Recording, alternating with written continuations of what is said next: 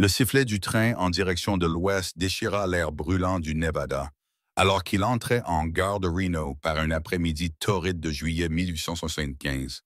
La poussière tourbillonnait sur le quai en bois, capturant les derniers rayons dorés du soleil qui projetaient de longues ombres sur les visages des voyageurs fatigués. Parmi eux se tenait Eliza Ashford, une main appuyée sur le boss de son dos, l'autre protégeant son ventre gonflé, tandis qu'elle luttait avec son unique bagage. Le voyage depuis Saint-Louis lui avait tout pris, sa force, son sang-froid et presque son espoir. Enceinte de 7 mois et complètement seule, Eliza avait fui vers l'ouest avec pour seul bagage une poignée de dollars et la promesse d'un poste d'enseignante qui l'attendait à Reno. Le conseil scolaire était tellement désespéré de trouver une femme instruite qu'il avait fermé les yeux sur son état, chose inconcevable dans l'Est, où sa famille l'avait rejetée dès qu'elle avait découvert sa grossesse. La gare était plus animée qu'elle ne l'avait prévu, remplie de mineurs, de marchands et de cow-boys qui se bousculaient pour trouver une place. La chaleur pesait comme un poids physique, et Eliza sentait sa vision commencer à se brouiller. Elle avait à peine mangé pendant les 3 jours de voyage, économisant le peu d'argent qu'elle avait. Sa gorge était sèche, ses lèvres gercées par la déshydratation. « Madame, avez-vous besoin d'aide avec votre sac? » Un porteur s'était approché, mais Eliza pouvait à peine distinguer ses traits, car le quai semblait s'incliner sous ses pieds. « J'ai juste besoin de m'asseoir un instant, » murmura-t-elle, sa voix à peine audible, au milieu du brouhaha de la gare. Elle fit un pas hésitant en avant, et soudain, le sol se précipita vers elle. La dernière chose qu'elle entendit fut un cri inquiet qui retentit dans la gare, puis l'obscurité l'enveloppa. Noah Harrington venait de livrer 3 chevaux de prix à un riche éleveur et attendait le train en direction de l'Est lorsqu'il aperçut la femme enceinte qui se débattait sur le quai. Quelque chose dans son attitude déterminée, malgré son inconfort évident, avait attiré son attention. Contrairement aux autres passants qui semblaient se contenter de détourner le regard, Noah l'avait observée depuis le moment où elle était descendue du train. Quand elle vacilla et commença à s'effondrer, il réagit sans réfléchir, se frayant un chemin à travers la foule avec la grâce et la rapidité qui lui avaient si bien servi pendant ses années passées à travailler avec le bétail. Il réussit à la rattraper avant qu'elle ne heurte les planches de bois, un bras autour de ses épaules, l'autre se déplaçant instinctivement pour protéger son ventre de femme enceinte. « Reculez! Laissez-lui de l'air! » ordonna Noah, sa voix empreinte de l'autorité d'un homme habitué à être obéi dans les ranchs. La petite foule qui s'était rassemblée recula d'un pas. « Y a-t-il un médecin ici, quelqu'un? » Le chef de gare se précipita, s'essuyant les mains sur son gilet. Le cabinet du docteur Peterson est à l'autre bout de la ville, et il n'est peut-être même pas là. La chaleur l'avait probablement affecté. Noah baissa les yeux vers la femme inconsciente dans ses bras. Son visage était pâle, parsemé de taches de rousseur, ses cheveux châtains s'échappaient de leurs épingles. Même dans cet état débraillé, ses traits avaient quelque chose de saisissant, une dignité tranquille qui le touchait profondément. « Où puis-je l'emmener le plus près possible? » demanda Noah. L'hôtel est à 2 pâtés de maison, mais il ne s'occupe pas beaucoup des gens comme elle. Le chef de gare hésita, jetant un coup d'œil à son ventre arrondi et à l'absence d'alliance. Noah serra les mâchoires. « Alors je l'emmènerai à la pension de la veuve Sullivan. Elle ne refusera pas quelqu'un dans le besoin. » Sans attendre de réponse, Noah souleva délicatement Eliza, un bras soutenant son dos, l'autre sous ses genoux, en prenant soin de ne pas appuyer sur son ventre de femme enceinte. Elle était plus légère qu'il ne l'avait imaginé, ce qui était inquiétant pour une femme dans son état. « Son sac, » dit Noah en désignant le petit sac tombé à côté d'elle. Un jeune garçon le ramassa. « Je peux le porter, monsieur. »« Je vous en suis très reconnaissant, » répondit Noah. « Montrez-moi le chemin jusqu'à chez Sullivan, et je vous donnerai 2 pièces. » Les yeux du garçon s'écarquillèrent à la promesse d'une récompense, et il partit en courant, se retournant de temps en temps pour s'assurer que Noah le suivait. Reno s'était considérablement développé depuis la découverte du gisement de Ktoak, passant d'un simple passage sur la rivière Truckee à une ville animée qui servait de porte d'entrée vers les régions riches en argent du Nevada. Alors que Noah portait Eliza dans les rues, il remarqua les regards curieux et les chuchotements qui les suivaient. Un cowboy seul portant une femme enceinte inconsciente ne pouvait que faire jaser, mais Noah ne s'était jamais beaucoup soucié des ragots de la ville. La pension de la veuve Sullivan se trouvait à la lisière du quartier respectable de la ville. C'était une maison à 2 étages avec une large véranda et des géraniums qui luttaient pour survivre sous la chaleur du Nevada.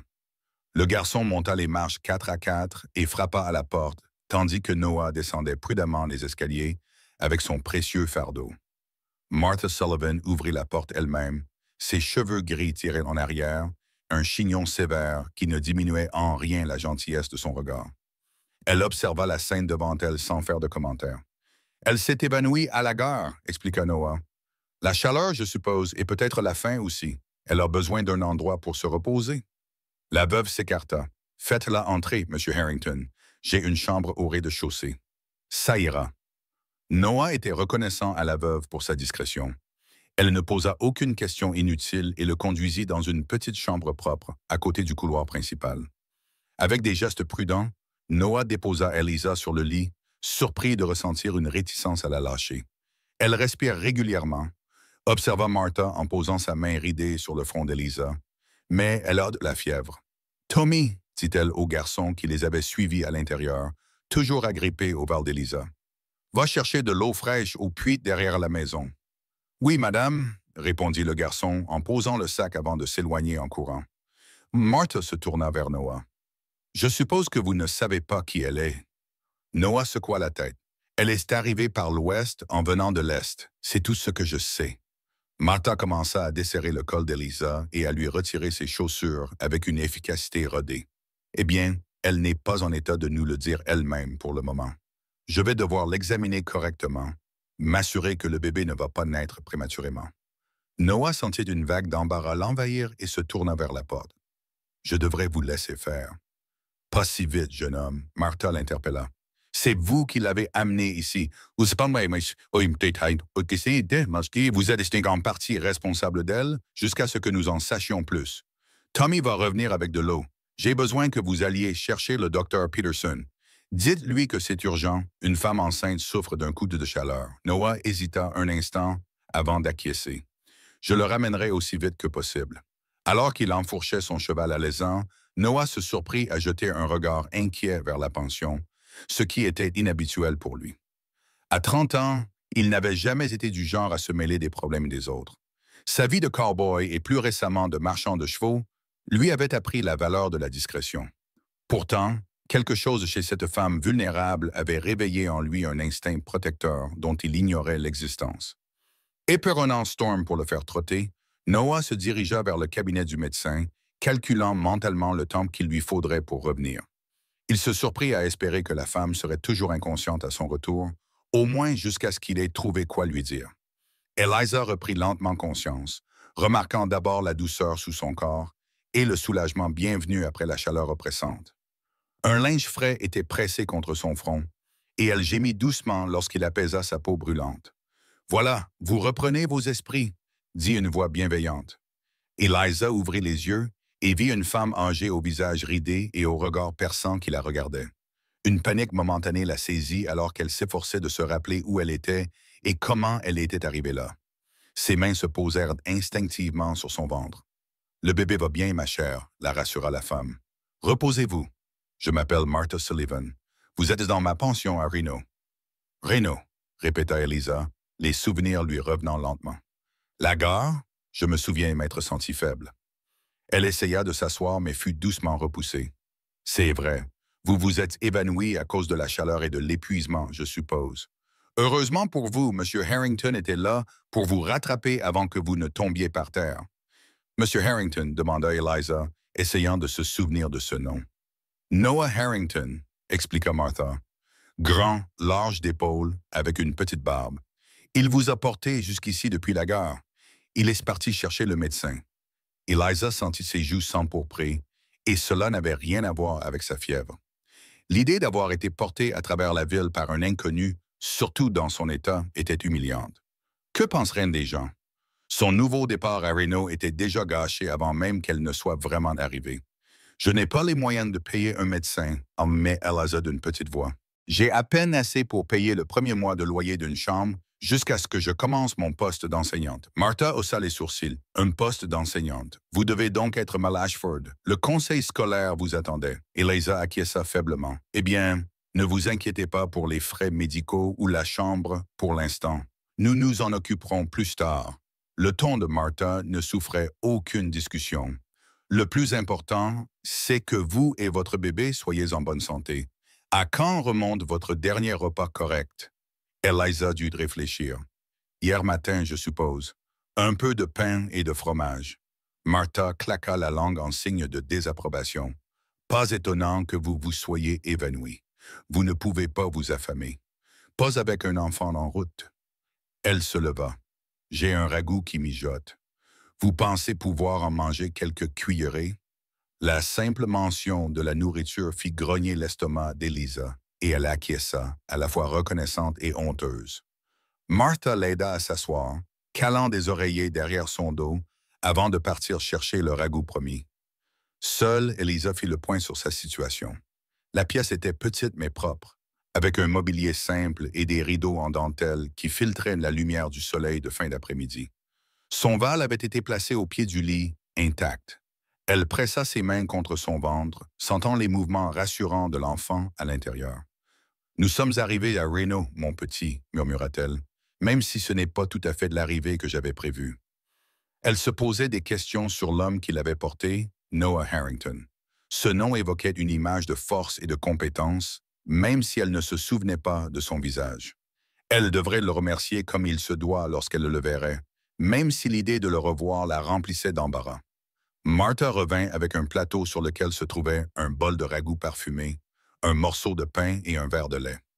La seule odeur mit l'eau à la bouche d'Eliza, lui rappelant à quel point elle avait faim. « Mange lentement », lui recommanda Martha en posant le plateau sur ses genoux. « Ton estomac doit s'habituer. » Eliza prit une cuillerée de ragoût, savourant la riche saveur du bouillon et la tendreté de la viande. « C'est délicieux, » dit-elle avec une sincère appréciation. Martha sourit. « Cela fait 30 ans que je nourris les errants et les âmes perdues.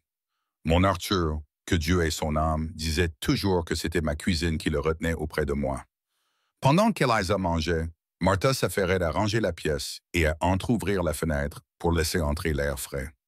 Le silence confortable fut rompu par le bruit de sabots qui approchaient, suivi de voix d'hommes. « Ce doit être M. Harrington avec le médecin, » dit Martha en se dirigeant vers la porte. « Finis ton ragoût si tu peux. Tu auras besoin de force pour l'examen du médecin. » Quelques instants plus tard, un homme corpulent, barbu et portant des lunettes sur le nez, entra dans la pièce, suivi de Martha. Derrière eux se tenait une grande silhouette qui resta dans l'embrasure de la porte, le visage dans l'ombre. « Mademoiselle Ashford, voici le Dr. Peterson », présenta Martha. « Et vous avez déjà rencontré M. Harrington, même si vous ne vous en souvenez pas vraiment. » Eliza tourna les yeux vers l'homme qui se tenait dans l'embrasure de la porte et, pour la première fois, elle put voir clairement son sauveur. Noah Harrington était en effet grand, avec de larges épaules façonnées par des années de travail physique. Il avait une mâchoire carrée et forte, partiellement cachée sous une barbe soigneusement taillée, et ses cheveux étaient d'un brun riche, éclairci par endroits par le soleil. Mais ce sont ses yeux qui attirèrent et retinrent son attention, d'un bleu clair et perçant qui la regardait avec un mélange d'inquiétude et d'autres choses qu'elle ne pouvait pas vraiment définir. « Merci, Monsieur Harrington, » dit Eliza doucement. « On me dit que je vous dois ma santé. » Noah se déplaça, mal à l'aise, retirant son chapeau et le tenant devant lui. « Ce n'était rien de spécial, madame. N'importe qui aurait fait la même chose. Mais personne ne l'a fait, fit-elle remarquer. Vous, oui. » Une légère rougeur apparut sur ses joues, visible même sous sa peau bronzée. Il acquiesça légèrement avant de reculer d'un pas. « J'attendrai dehors pendant que le médecin vous examine, » dit-il en se retournant pour partir. « Monsieur Harrington, » l'appela Eliza en le retenant. « Pouvez-vous rester à proximité? J'aimerais vous parler après, si cela ne vous dérange pas. » Quelque chose vacilla dans ses yeux bleus. De la surprise peut-être, ou de la réticence, mais il acquiesça à nouveau. « Je serai sous le porche, madame. » Alors qu'il s'éloignait, Eliza ne put s'empêcher de remarquer à quel point sa présence semblait remplir l'embrasure de la porte, ou à quel point la pièce semblait vide une fois qu'il fut parti. Elle repoussa cette curieuse observation alors que le docteur Peterson s'approchait avec sa maillette médicale. Bon, mademoiselle Ashford, dit le médecin en tirant une chaise près du lit.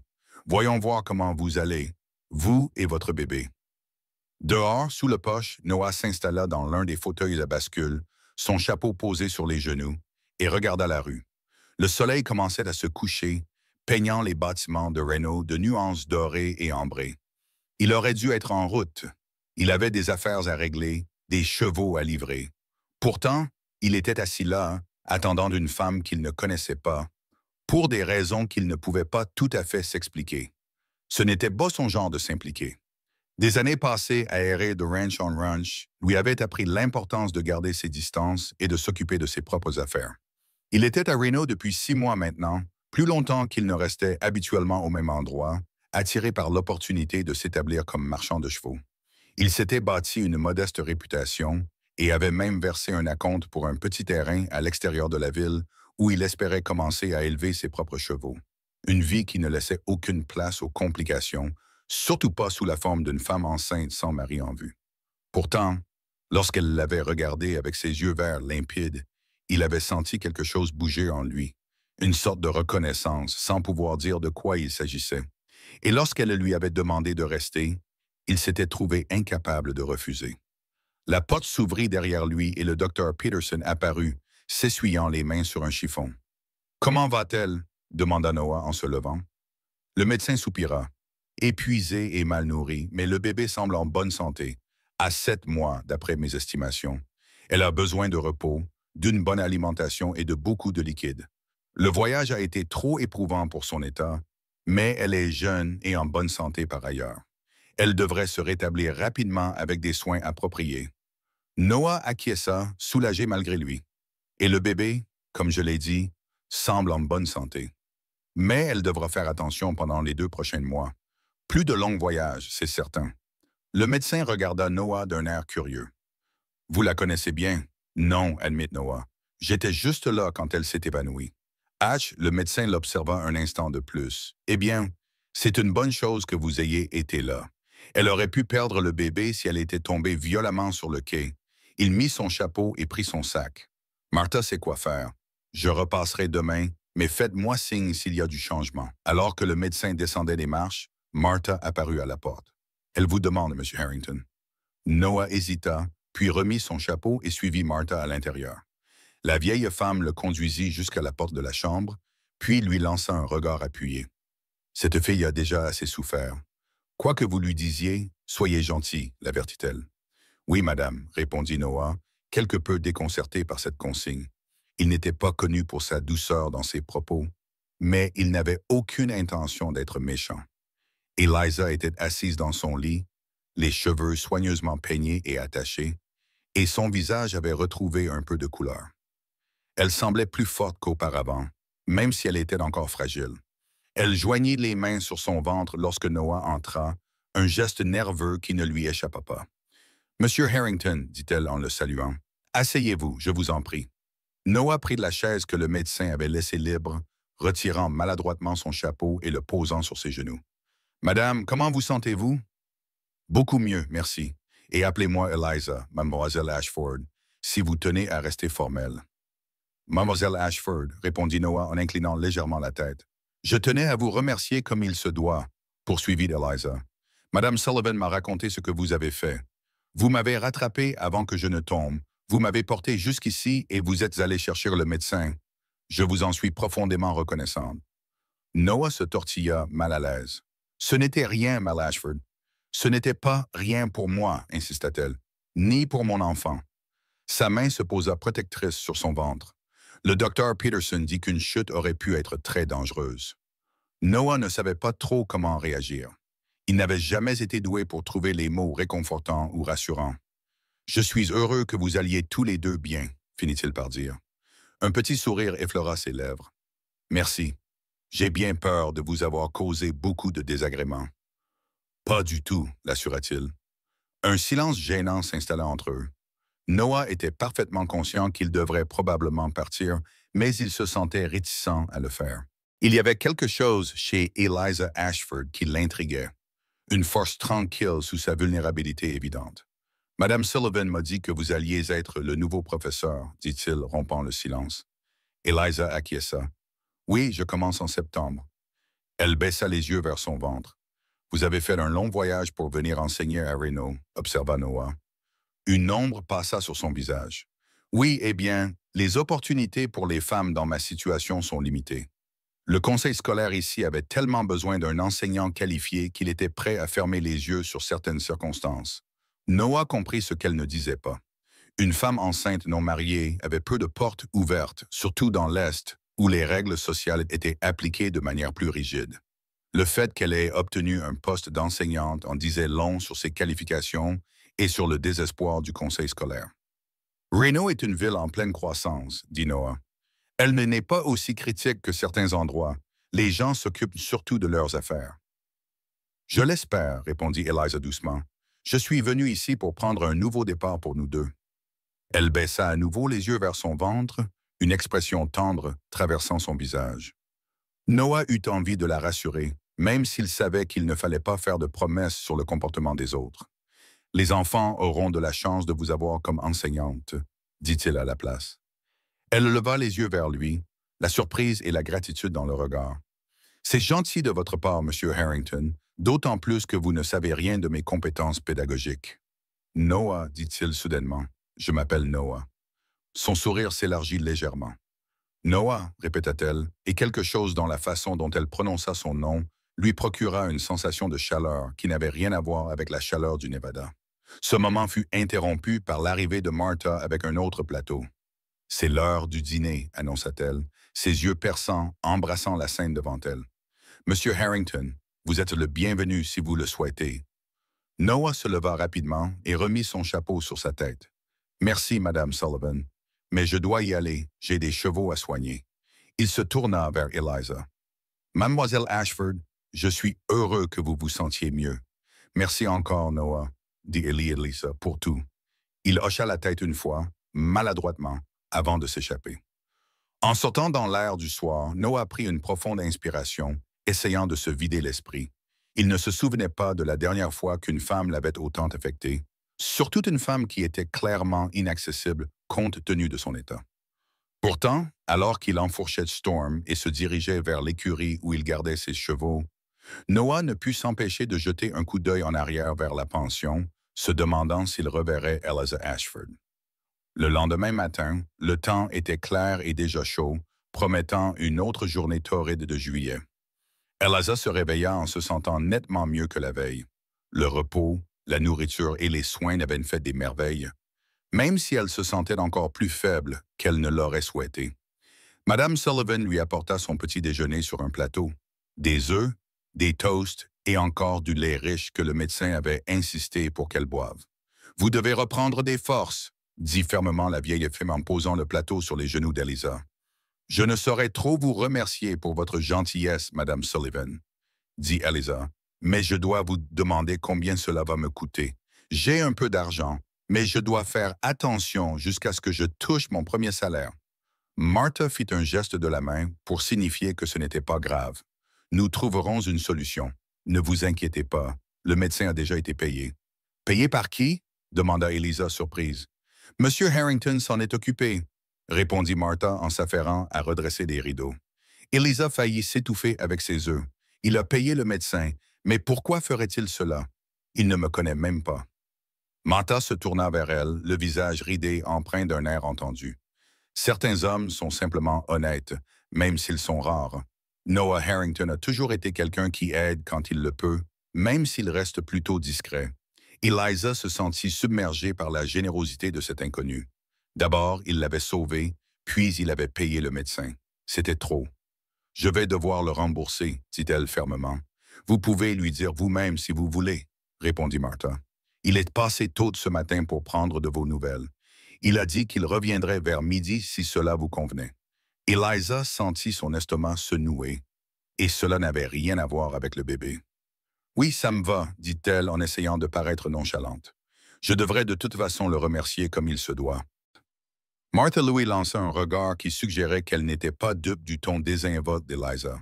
« Le médecin dit que tu devrais rester au lit aujourd'hui, Mais demain, tu pourras te déplacer un peu si tu te sens d'attaque. J'ai une chambre à louer à l'étage. Vous pourrez l'occuper dès que vous vous sentirez plus forte. Elle est petite, mais elle conviendra pour vous et le petit quand il arrivera. La mention de sa maternité imminente ramena Elisa à la réalité. Elle était venue à Reno avec l'intention de s'établir comme institutrice dans la ville, de se créer une vie respectable, même modeste, pour elle et son enfant, et de laisser définitivement le passé derrière elle. S'endetter auprès d'un bel inconnu ne faisait pas partie de ce projet, pas plus que le frémissement inexplicable qu'elle ressentait à l'idée de le revoir. Cela me semble parfait, répondit Elisa. Et pour le prix, comme je vous l'ai dit, nous trouverons une solution, l'interrompit Martha. Maintenant, mangez votre petit déjeuner avant qu'il ne refroidisse. Tu manges pour deux, n'oublie pas.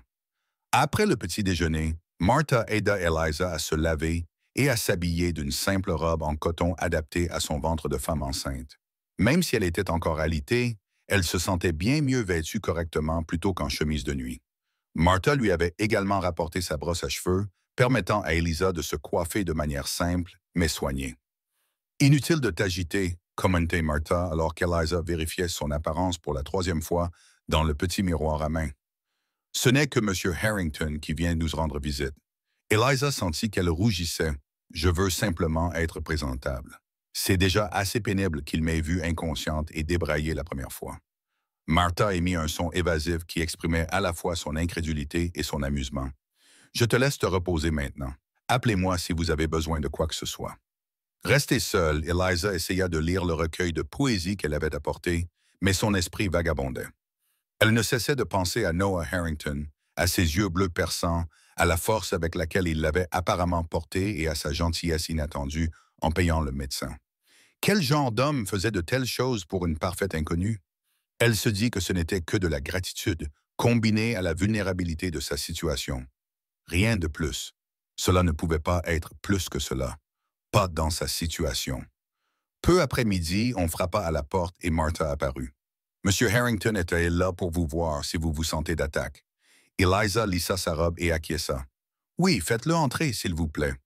Noah entra un instant plus tard, son chapeau à la main. Il semblait encore plus grand que dans ses souvenirs, ses larges épaules remplissant presque le cadre de la porte. Il était vêtu simplement d'une chemise propre, d'un jean usé et de bottes qui avaient connu des jours meilleurs. Mais il dégageait une dignité tranquille qui n'avait rien à voir avec ses vêtements. « Mademoiselle Ashford », la salua-t-il d'une voix grave et légèrement hésitante. « Vous avez meilleure mine aujourd'hui. Je me sens beaucoup mieux, merci. » répondit-elle en lui indiquant la chaise à côté de son lit. « Asseyez-vous, je vous en prie. » Il s'assit, posant son chapeau sur ses genoux, comme il l'avait fait de la veille au soir. De près, Eliza pouvait voir les fines rides autour de ses yeux, qui suggéraient qu'il passait la plupart de son temps à l'extérieur, et les callosités sur ses mains, qui témoignaient d'un travail acharné. « Madame Sullivan m'a dit que vous aviez payé le médecin, » dit Eliza Betty-Lott, décidant d'aborder le sujet directement. « C'était extrêmement généreux de votre part, mais je ne peux accepter une telle charité. Je tiens à vous rembourser dès que j'aurai reçu mon premier salaire. » Noah secoua la tête. « Ce n'est pas nécessaire, mademoiselle Ashford. »« Mais si, insista-t-elle. Je suis venue à Reno pour me débrouiller seule, pas pour dépendre de la gentillesse d'étrangers, aussi bien intentionnés soient-elles. » Une lueur de respect passa dans ses yeux bleus. « Je comprends, mais ce n'était pas de la charité. Considérez cela comme un cadeau de bienvenue à Reno. » Eliza ne savait pas trop comment réagir. Sa générosité la touchait et la déstabilisait à la fois. Elle n'avait pas l'habitude d'accepter de l'aide, ayant appris à ses dépens que cela s'accompagnait souvent d'attentes qu'elle ne pouvait ou ne voulait pas satisfaire. « Laissez-moi au moins vous remercier comme il se doit, dit-elle finalement. Une fois que je serai remise sur pied, je pourrai peut-être vous préparer un repas. » Un petit sourire se dessina sur ses lèvres, transformant son visage sérieux. « Vous ne me semblez pas être une femme qui passe beaucoup de temps derrière les fourneaux, mademoiselle Ashford. » Eliza ne put s'empêcher de rire devant sa perspicacité. « Est-ce que si évident? Vous avez raison. Bien sûr. Je suis plus doué pour les livres que pour la cuisine, mais je peux préparer un repas simple sans le brûler la plupart du temps. » Le sourire de Noah s'élargit. « Je serai honoré, même s'il n'y a vraiment pas besoin de me remercier. Parlez-moi de vous, Monsieur Harrington. » Noah, dit Eliza en changeant de sujet.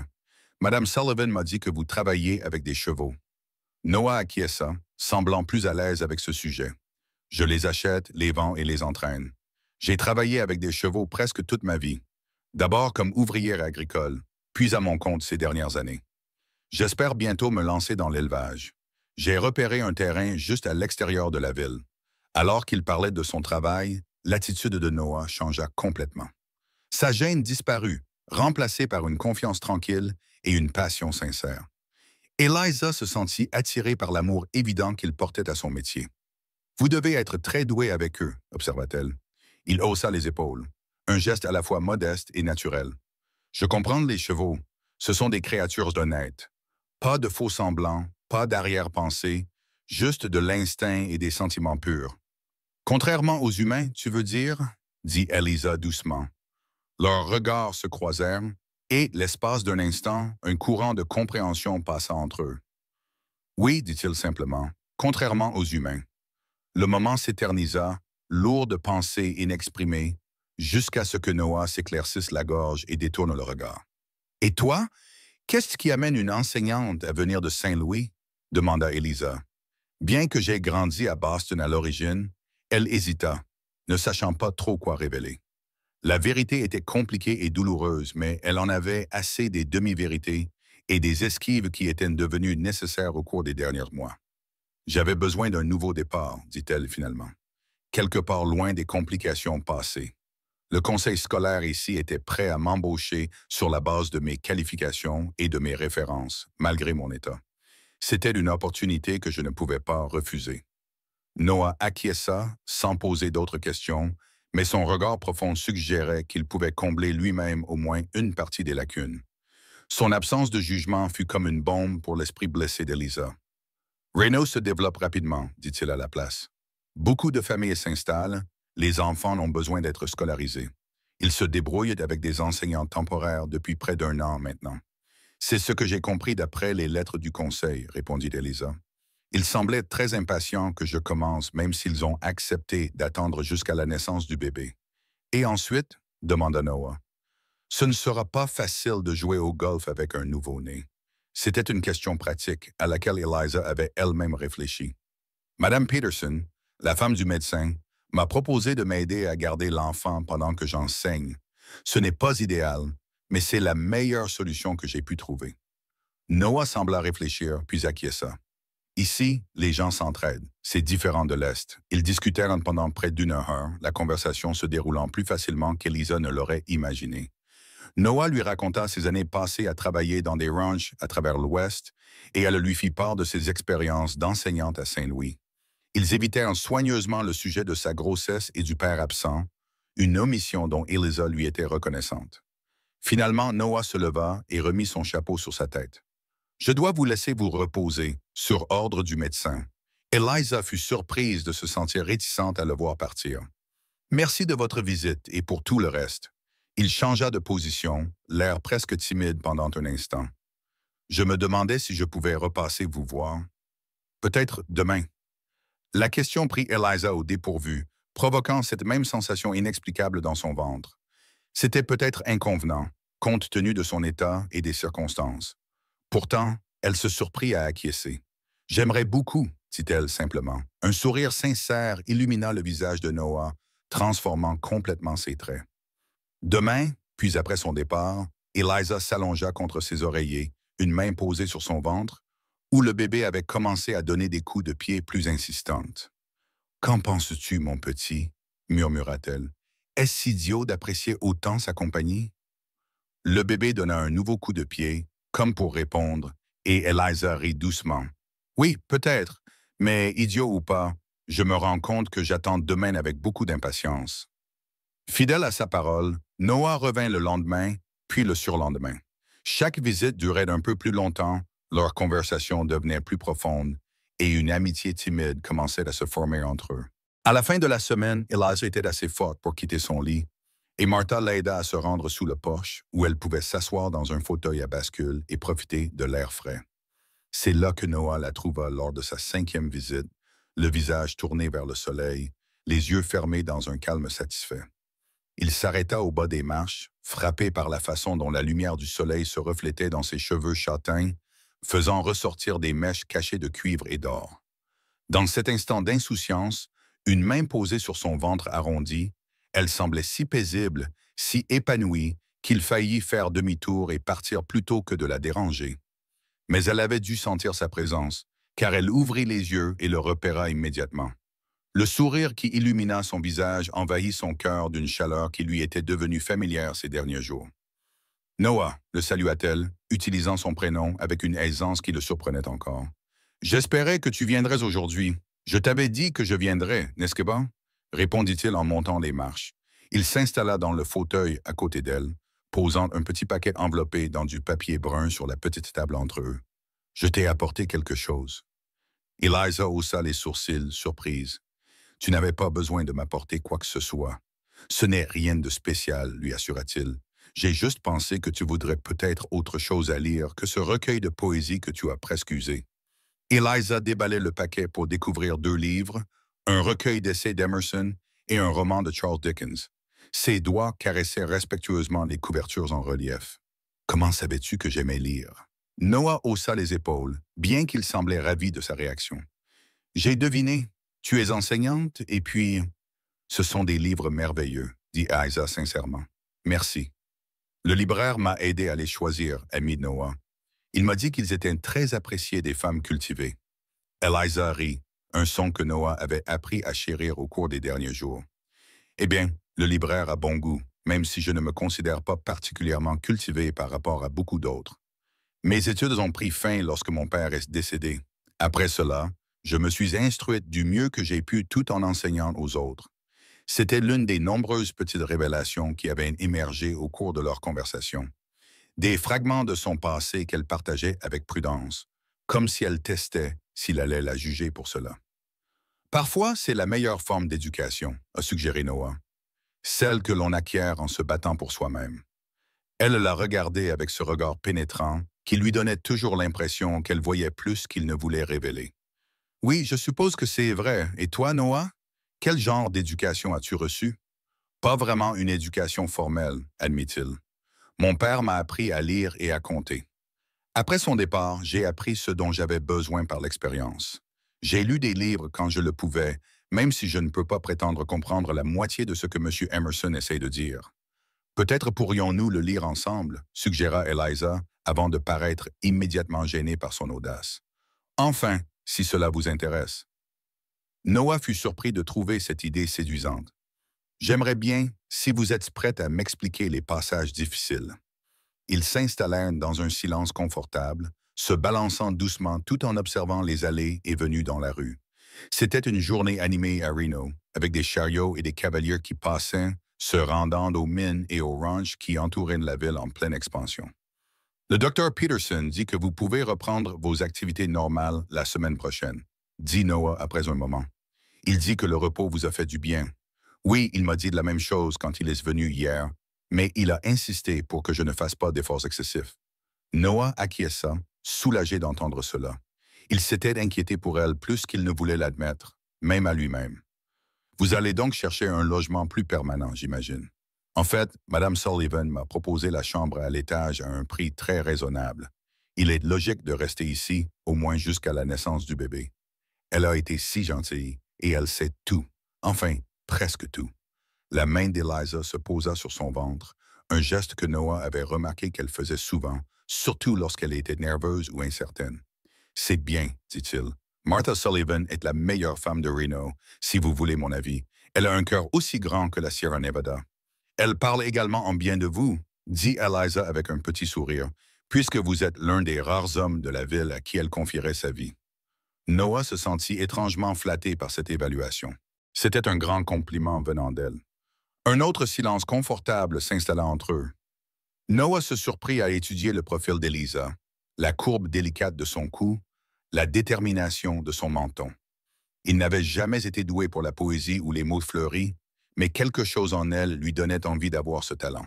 « Je devrais y aller, dit-il finalement, sans toutefois faire mine de partir. J'ai un nouvel étalon qui arrive par le train de l'après-midi et dont je dois m'occuper. » Eliza se tourna vers lui, ses yeux verts cherchant les siens. « Noah, Puis-je te poser une question? Bien sûr. Pourquoi continues-tu à me rendre visite? Ce n'est pas que je ne sois pas reconnaissante de ta compagnie, ajouta-t-elle rapidement. Mais tu as sûrement mieux à faire que de rester assis avec une femme enceinte que tu connais à peine. La question le prit au dépourvu, même s'il s'était posé la même question plus d'une fois ces derniers jours. À vrai dire, il n'était pas tout à fait sûr de la réponse lui-même. J'apprécie ta compagnie, dit-il simplement, plus que celle de la plupart des gens. Eliza semblait vouloir en dire plus, mais elle se ravisa. Eh bien, j'apprécie aussi la tienne, beaucoup. Noah se leva et remit son chapeau sur sa tête. Je repasserai demain, si ça te convient. On pourra peut-être commencer par ce type, Emerson. J'aimerais beaucoup, répondit Eliza. Alors que Noah descendait les marches, il se retourna une fois et la vit qui le regardait, les livres serrés contre sa poitrine, un petit sourire aux lèvres. Cette image resta gravée dans son esprit pendant tout le trajet jusqu'à la gare. Une présence chaleureuse au fond de son esprit dont il ne savait trop quoi faire. La semaine suivante se déroula de la même manière, Noah rendant visite à Eliza chaque jour, parfois brièvement, parfois pendant des heures. Ils commencèrent à lire ensemble les essais d'Emerson, lisant à tour de rôle des passages à haute voix et en discutant.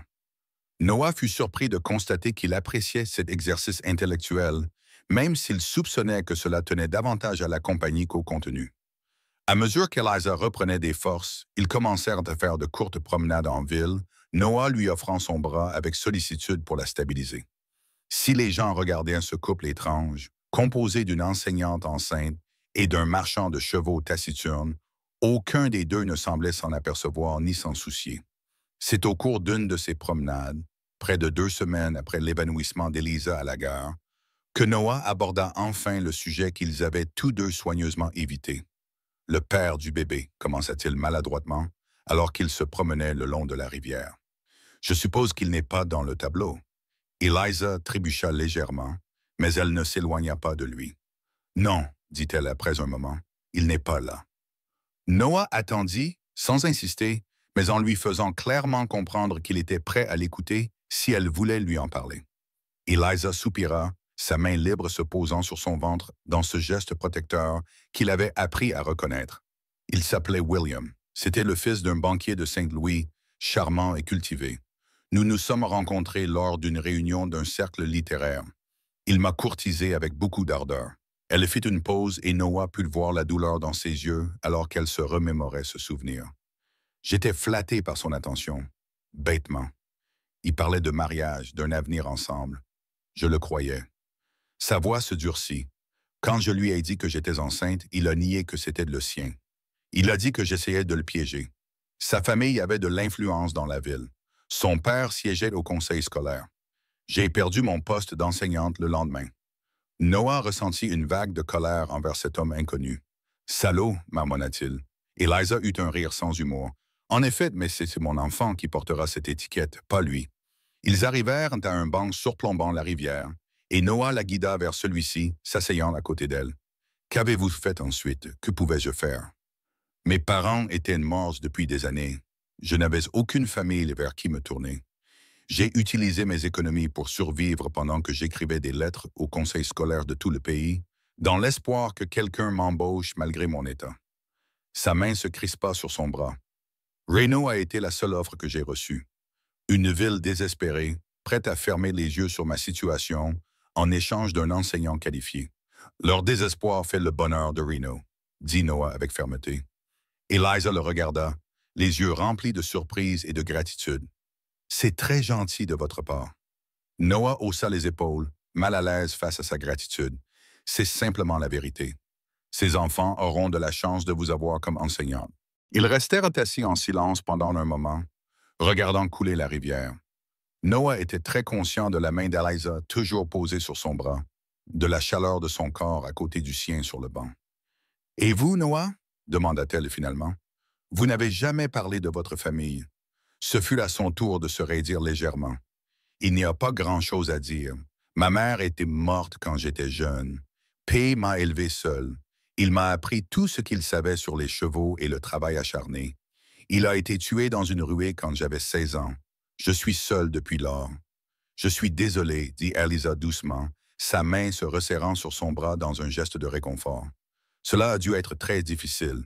Noah n'avait jamais été du genre à s'appesantir sur le passé ou à chercher de la sympathie.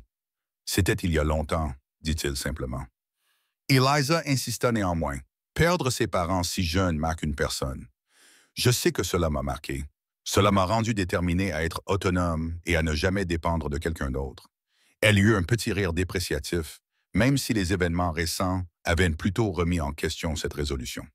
Il y a une différence entre accepter de l'aide et être dépendant, fit remarquer Noah. Même les personnes les plus fortes ont parfois besoin d'un coup de main. Eliza l'étudia de ses yeux verts perspicaces. C'est pour ça que tu m'as aidé, parce que tu as reconnu quelqu'un qui n'aime pas demander de l'aide. La question le prit au dépourvu. Peut-être, admit-il, ou peut-être que je ne pouvais tout simplement pas laisser une femme enceinte allongée sur un quai de gare. Quelles que soient tes raisons, je t'en suis reconnaissante, dit Eliza, non seulement pour ton aide ce jour-là, mais aussi pour ton amitié ces dernières semaines. Grâce à toi, venir à Reno me semble être la bonne décision, malgré tout. Les paroles d'Eliza réchauffèrent le cœur de Noah, mais lui causèrent aussi un léger malaise. De l'amitié, bien sûr. Qu'est-ce que cela pouvait être d'autre, compte tenu de sa situation? Pourtant, il ne pouvait nier, du moins à lui-même, que ses sentiments pour Eliza Ashford avaient dépassé le simple cadre de l'amitié. Il y avait quelque chose en elle, sa force tranquille, son intelligence, la vulnérabilité qu'elle s'efforçait tant de cacher, qu'il avait touché comme aucune autre femme ne l'avait jamais fait auparavant. C'était une complication à laquelle il ne s'était pas attendu et qu'il n'appréciait pas particulièrement. Noah avait passé des années à éviter les complications, à mener une vie simple et ordonnée. La dernière chose dont il avait besoin était de développer des sentiments pour une femme enceinte qui était encore en train de surmonter la trahison d'un autre homme. « Nous devrions rentrer, dit-il en se levant et en lui tendant la main. Tu es censé te ménager. » Eliza le laissa l'aider à se relever, même si elle leva légèrement les yeux au ciel devant son inquiétude. « Je me sens parfaitement bien, Noah. Mieux que je ne me suis senti depuis des mois, en fait. » Malgré tout, il insista. Inutile de tenter le diable. Alors qu'ils retournèrent vers la pension, la main d'Eliza posée légèrement sur son bras, Noah essaya de se rappeler toutes les raisons pour lesquelles son attachement grandissant pour elle était une mauvaise idée. Mais avec sa présence chaleureuse à ses côtés, ces raisons lui semblaient de moins en moins convaincantes. Le mois d'août laissa place à septembre, apportant des températures légèrement plus fraîches et les premiers signes de l'automne dans le paysage du Nevada. La grossesse d'Eliza avançait, son ventre devenant de plus en plus proéminent à mesure que le bébé continuait de se développer. Le Dr Peterson la déclara en excellente santé lors de ses visites, attribuant son état amélioré à un repos adéquat, une bonne alimentation et ce qu'il appelait une compagnie bénéfique. Noah continuait ses visites quotidiennes, bien que la nature de leur relation restait indéfinie. Pour un observateur extérieur, il pouvait sembler n'être rien de plus que de bons amis, un homme gentil aidant une femme dans le besoin. Mais tous deux étaient de plus en plus conscients du courant sous-jacent qui animait leurs interactions. Les moments où leurs mains se touchaient une seconde de trop, où leurs regards se croisaient jusqu'à ce que l'un d'eux détourne les yeux. Martha Sullivan observait leur attachement grandissant avec un mélange d'approbation et d'inquiétude. « Cet homme est déjà à moitié amoureux de toi », dit-elle à Eliza un soir alors qu'elles étaient assises dans la cuisine. Eliza aidait à écosser des pois malgré les protestations de Martha qui lui disait de se reposer. Eliza faillit laisser tomber le bol sur ses genoux. « Ne sois pas ridicule. Noah est juste gentil. » Martha ricana. « Ça fait 60 ans que j'observe les hommes, ma fille. Je connais les signes. La question est, qu'est-ce que tu vas faire? Qu'est-ce que je vais faire? » répéta Eliza. « Je ne peux rien faire. Je suis enceinte de 7 mois et demi de l'enfant d'un autre homme. » Martha, même si Noah ressentait quelque chose de plus que de l'amitié, ce dont je doute, beaucoup d'hommes élèvent des enfants qui ne sont pas les leurs, fit remarquer Martha. Surtout ici, où la vie est dure et où les gens ont besoin les uns des autres. Eliza secoua fermement la tête. Je suis venu à Reno pour prendre un nouveau départ selon mes propres conditions, pour prouver que je pouvais subvenir à mes besoins et à ceux de mon enfant sans dépendre de personne. La dernière chose dont j'ai besoin, c'est de compliquer les choses en... Elle s'interrompit, incapable de mettre des mots sur les émotions confuses que Noah suscitait en elle. En tombant amoureuse, ajouta Martha d'une voix plus douce. Il n'y a aucune honte à cela, Eliza. Dieu sait que tu mérites un peu de bonheur après tout ce que tu as traversé. Ce n'est pas une question de mérite, rétorqua Eliza. C'est une question de pragmatisme, de faisabilité. Noah a sa propre vie, ses propres projets. Il veut se lancer dans l'élevage de chevaux pour construire quelque chose qui lui appartienne. La dernière chose dont il a besoin, c'est d'une famille toute faite à charge. Martha la regarda longuement, l'air pensif. C'est lui qui te le dit? Il n'a pas besoin de le dire, répondit Eliza. C'est une question de bon sens. Martha marmonna sans s'engager. D'après mon expérience, le bon sens n'a pas grand-chose à voir avec les affaires de cœur. Mais vous êtes tous les deux adultes et vous trouverez la réponse en temps voulu. Ne laissez simplement pas la peur dicter vos décisions. La conversation resta dans l'esprit d'Eliza, troublant son sommeil cette nuit-là. Martha avait-elle raison? Noah était-il en train de développer des sentiments pour elle qui allaient au-delà de l'amitié? Et si c'était le cas, qu'est-ce que cela signifiait pour ses plans d'indépendance soigneusement élaborés? Le lendemain, Noah arriva plus tôt que d'habitude, plus élégant qu'elle ne l'avait jamais vu, vêtu d'une chemise blanche impeccable et d'un gilet sombre. Ses cheveux étaient soigneusement peignés et il avait taillé sa barbe. « Tu es très beau aujourd'hui, » commenta Eliza alors qu'il s'asseyait sous le porche. « C'est une occasion spéciale. » Noah tripotait son chapeau, signe indéniable de nervosité. « En quelque sorte, j'espérais que tu m'accompagnerais faire un tour en voiture. J'aimerais te montrer quelque chose. » Eliza était intriguée. « Un tour en voiture, où ça? »« C'est une surprise, » répondit Noah, une lueur malicieuse dans ses yeux bleus. « Mais je te promets que ce n'est pas loin et que nous serons de retour bien avant la tombée de la nuit. » L'idée était séduisante. Malgré l'amélioration de sa santé, Eliza était restée confinée dans la pension et ses environs immédiats pendant près d'un mois. L'idée de découvrir davantage la région était tentante. « Je vais chercher mon châle », décida-t-elle. Noah avait apporté une petite calèche tirée par une jument docile. Il aida Eliza à monter avec précaution, ses mains puissantes posées sur sa taille, ce qui la fit frémir, mais elle s'efforça d'ignorer cette sensation. Une fois qu'elle fut installée sur le siège, il grimpa à côté d'elle et prit les rênes. Ils quittèrent la ville, longeant la rivière pendant un moment, avant de bifurquer sur une route plus petite qui serpentait à travers des collines couvertes de sauge. Le paysage était austère mais magnifique, avec les montagnes de la Sierra Nevada qui s'élevaient majestueusement au loin. « Où allons-nous » demanda à nouveau Eliza, curieuse de connaître leur destination. « Vous verrez » répondit Noah, un petit sourire aux lèvres. « Ce n'est plus très loin. » Ils franchirent une petite colline et Noah fit s'arrêter le maire. Devant eux s'étendait une vallée peu profonde traversée par un petit ruisseau. Un bosquet de peupliers offrait de l'ombre près de l'eau et les vestiges d'une petite cabane se dressaient à proximité, son toit partiellement effondré, mais ses fondations en pierre toujours solides. « Quel est cet endroit » demanda Eliza, admirant le paysage paisible. L'expression de Noah était un mélange de fierté et d'incertitude. « C'est à moi ou ça le sera dès que les formalités administratives seront réglées la semaine prochaine. 40 acres avec des droits d'eau sur le ruisseau. » Eliza se tourna vers lui, surprise. « C'est le terrain que tu as économisé pour ton élevage de chevaux. » Il acquiesça, les yeux balayant la propriété. « La cabane a évidemment besoin de travaux, mais le terrain est bon. Il y a de l'eau en abondance toute l'année grâce au ruisseau et il est protégé des pires vents hivernaux par ses collines. » « C'est magnifique, Noah, » dit Eliza sincèrement. « Je comprends pourquoi tu l'as choisi. Tu veux voir de plus près » demanda-t-il en l'aidant à descendre de la calèche. Ils marchèrent lentement autour de la propriété, Noah lui montrant où il prévoyait de construire le corral, où il planterait du foin pour nourrir les chevaux en hiver, comment il réparerait et agrandirait la cabane. Son enthousiasme était contagieux, et Eliza se laissa emporter par sa vision de ce que cet endroit pourrait devenir. « Ça va être merveilleux, » lui dit-elle alors qu'il se reposait sous les peupliers. « Tu as pensé à tout. » Noah semblait ravi de son approbation. Cela prendra du temps, probablement des années. Mais c'est un début. Enfin quelque chose qui m'appartient. « Quand vas-tu déménager ici ?» demanda Eliza, essayant d'ignorer la douleur qu'elle ressentait à l'idée qu'il quitte la ville. « Pas tout de suite, » lui assura-t-il. « Je dois d'abord réparer la cabane, construire au moins un enclos rudimentaire. Mais je voulais te le montrer maintenant, tant qu'il fait encore beau. » Eliza fut touchée par son désir de partager cela avec elle. « Merci de m'avoir amené ici. Cela signifie beaucoup pour moi que tu aies voulu me montrer cet endroit. » L'expression de Noah devint plus sérieuse. Il y a autre chose dont je voulais te parler, Eliza.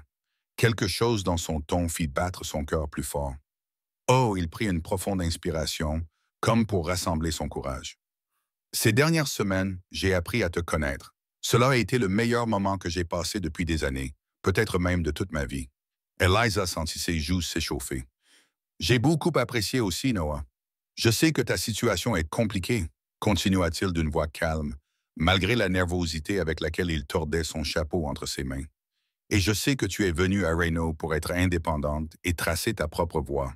Je respecte cela plus que je ne peux le dire. Noah, commença Eliza, mais il leva la main. Laisse-moi finir avant que je ne perde mon courage. Il prit une autre profonde inspiration. Je tiens à toi, Eliza, plus que je ne l'aurais imaginé, plus que ce qui est probablement raisonnable, et je suis au courant pour le bébé, pour tout. Cela ne change rien à mes sentiments. Eliza eut l'impression que tout l'air avait été expulsé de ses poumons. Martha avait eu raison, après tout. Que veux-tu dire, Noah? Ses yeux bleus rencontrèrent un des siens, sans ciller. Je dis que quand tu seras prête, pas maintenant. Peut-être pas avant des mois. J'aimerais avoir la chance de te courtiser comme il se doit pour voir si ce que je ressens pourrait être quelque chose que tu pourrais ressentir aussi.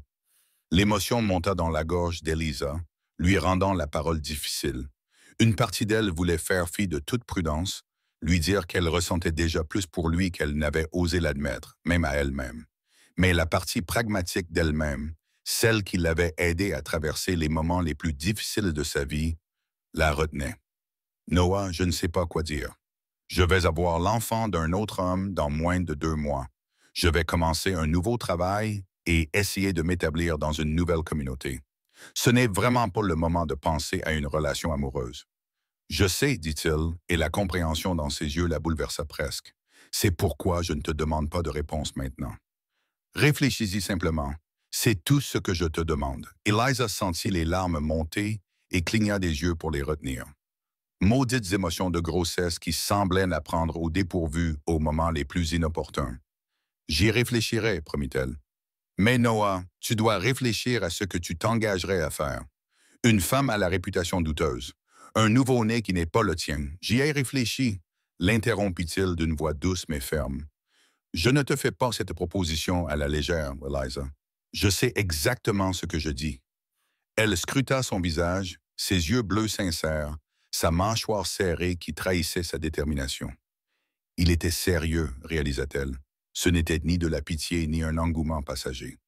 Noah Harrington, avec sa force tranquille et ses paroles prudentes, lui offrait quelque chose qu'elle avait cessé de croire possible. « Merci, dit-elle doucement. Pour votre honnêteté, pour tout, répondit-il en hochant la tête, comprenant apparemment qu'elle avait besoin de temps.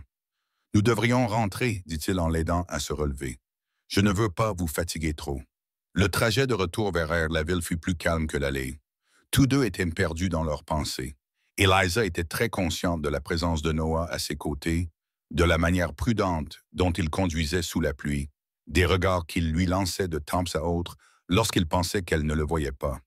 Lorsqu'ils arrivèrent à la pension, le soleil commençait à se coucher, peignant le ciel occidental de nuances dorées et cramoisies.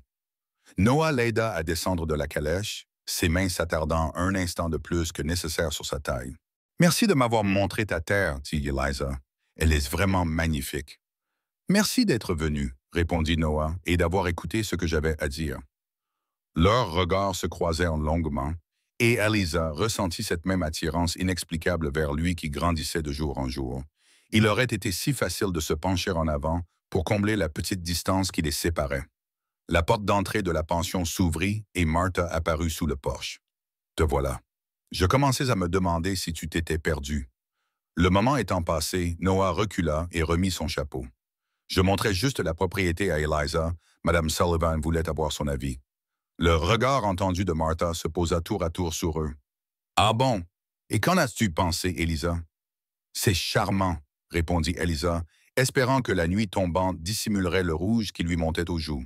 « Parfait pour ce que Noah a prévu. »« J'en suis sûr, » dit Martha d'un ton qui suggérait qu'elle parlait de bien plus que de la propriété. « Eh bien, entrez avant de prendre froid. Le dîner est presque prêt. » Noah salua les deux femmes de la main. « Je devrais y aller. J'ai des chevaux à soigner. Tu passeras demain? » demanda Elisa, détestant le ton plein d'espoir de sa voix.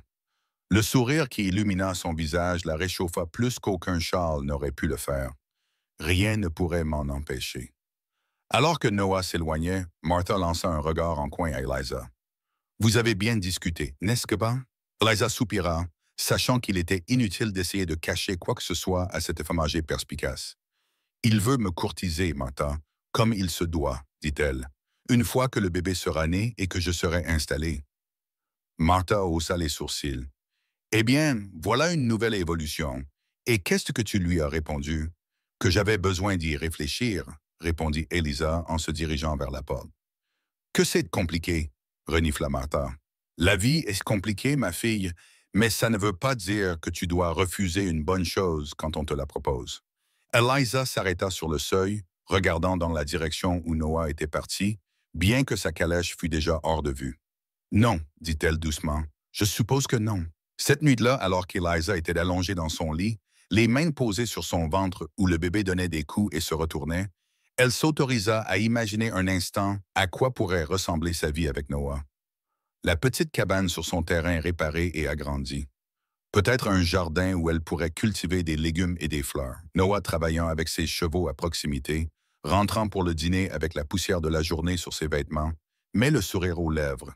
Le bébé, son bébé, grandissant en bonne santé et aimé, avec peut-être un jour des frères et sœurs. La vision était si vivante, si attrayante qu'elle l'effrayait. Elle avait appris à ses dépens à ne pas se fier aux rêves de bonheur. William lui avait bien enseigné cette leçon. Pourtant, Noah n'avait rien à voir avec William. Là où William était tout charme et promesse vaine, Noah était substance et intégrité tranquille. Il disait ce qu'il pensait et pensait ce qu'il disait. Pouvait-elle faire à nouveau confiance après tout ce qui s'était passé? Pouvait-elle prendre le risque, non seulement pour elle-même, mais aussi pour son enfant? Eliza n'avait pas encore les réponses, mais pour la première fois depuis des mois, elle se permit d'espérer que celle-ci pourrait être positive. Octobre arriva, apportant des températures plus fraîches au 8e mois de grossesse d'Eliza. Son corps avait radicalement changé. Son ventre était désormais si gros qu'elle avait du mal à voir ses propres pieds. Elle avait du mal à se déplacer et se fatiguait facilement. Le docteur Peterson continuait toutefois de lui assurer qu'elle et son bébé se portaient bien. Noah avait tenu parole, continuant à lui rendre visite tous les jours sans faire aucune allusion à sa demande en mariage ou à ses sentiments. Il était toujours aussi gentil et attentionné, lui apportant de petits cadeaux, des fruits frais, un nouveau livre, des fleurs sauvages qu'il avait cueillies en venant en ville, et lui offrant son bras pour les accompagner dans leurs promenades désormais plus courtes. Au contraire, sa retenue ne faisait qu'accroître l'affection grandissante d'Eliza à son égard, tout comme le soin évident qu'il prenait à ne lui mettre aucune pression. Martha observait leurs interactions d'un œil averti, mais gardait ses pensées pour elle, même si ses hochements de tête approbateurs, chaque fois que Noah se montrait particulièrement attentionné, en disaient long. C'est à cette époque qu'Elisa rencontra le conseil d'administration de l'école pour finaliser les modalités de son poste d'enseignante. Les 3 hommes qui composaient le conseil, un commerçant, un banquier et un avocat, se montraient polis, quoique quelque peu maladroits, en présence d'une femme enceinte et célibataire.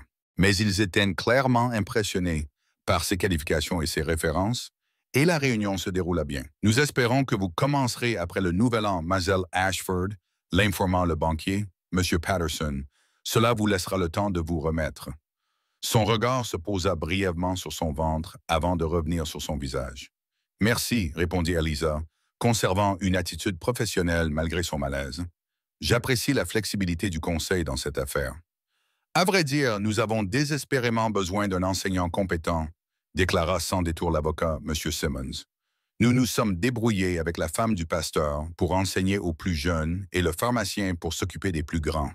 Bien sûr, aucun d'eux n'a reçu de formation pour cela. Je comprends et je suis impatiente de commencer, les assura Eliza. J'ai déjà commencé à préparer des cours et à réviser les manuels que vous m'avez fournis. » Le marchand, M. Johnson, s'éclaircit la gorge. « À propos de votre situation, Mademoiselle Ashford, le conseil en a discuté et bien que nous soyons prêts à fermer les yeux sur certaines irrégularités, compte tenu de vos qualifications, nous attendons de vous un certain niveau de comportement une fois que vous aurez commencé à enseigner. Eliza sentit une bouffée de colère monter en elle, mais garda une expression neutre. Bien sûr, Monsieur Johnson, je vous assure que je prends mes responsabilités d'éducatrice très au sérieux. Bien, bien, acquiesça-t-il, soulagé qu'elle ne se soit pas offusquée. C'est juste que les enfants, vous comprenez, ils sont impressionnables. Je comprends parfaitement, répondit Elisa froidement. Y a-t-il autre chose, monsieur? Non, et la réunion s'est terminée peu après. Alors qu'Elisa quittait la mairie où ils s'étaient rencontrés, elle trouva Noah qui l'attendait, appuyé contre un poteau d'attache, son chapeau rabattu sur les yeux pour se protéger du soleil d'automne. Comment ça s'est passé? Demanda-t-il en se redressant à son approche. Assez bien, répondit Eliza en acceptant avec gratitude le bras qu'il lui offrait. Ils sont impatients d'avoir une enseignante qualifiée, mais ils ont clairement fait savoir qu'ils attendaient un comportement exemplaire compte tenu de ma situation. Elle ne put empêcher une pointe d'amertume de transparaître dans sa voix. Noah serra les mâchoires, hypocrite. La moitié des hommes de ce conseil sont connus pour fréquenter des filles du saloon près des mines. Malgré son irritation, Eliza ne put s'empêcher de sourire devant son indignation à son égard. Je m'y attendais, Noah. Les femmes sont toujours soumises à des normes différentes de celles des hommes, surtout en matière de moralité. Cela ne rend pas la chose acceptable, marmonna-t-il. Non, acquiesça-t-elle, mais c'est la réalité que j'ai choisi d'affronter en venant ici. Au moins, ils sont prêts à me donner le poste. C'est plus que ce que la plupart des endroits feraient. Ils marchèrent en silence pendant un moment, Noah ajustant son rythme pour s'adapter à sa démarche plus lente. J'ai réfléchi, dit-il finalement. À la prénaissance du bébé, Eliza sentit son cœur s'accélérer.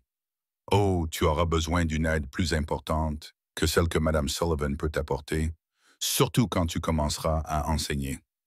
Il regardait droit devant lui en parlant, comme s'il trouvait plus facile de ne pas croiser son regard.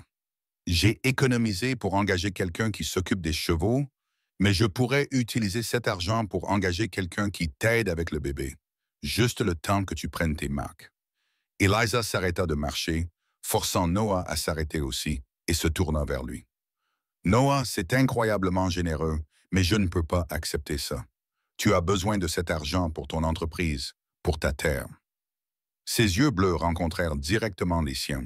Ce dont j'ai besoin, c'est que toi et ce bébé alliez bien, Eliza. Cette simple déclaration, prononcée avec franchise, la bouleversa presque.